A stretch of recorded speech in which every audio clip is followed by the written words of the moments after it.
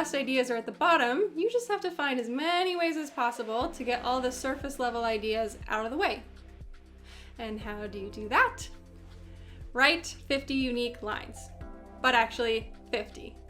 And when I say 50 unique lines, I'm not talking about those micro iterations in my 6th grade reports, right? And what I wish I had then was a linear framework to get out of that analytical, iterative mindset and into truly fresh and unique perspectives.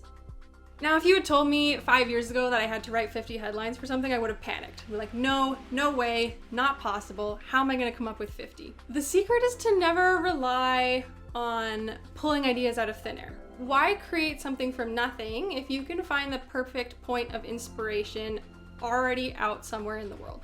I'm gonna share with you 4 frameworks you can use to find those points of inspiration and get to the bottom of your box.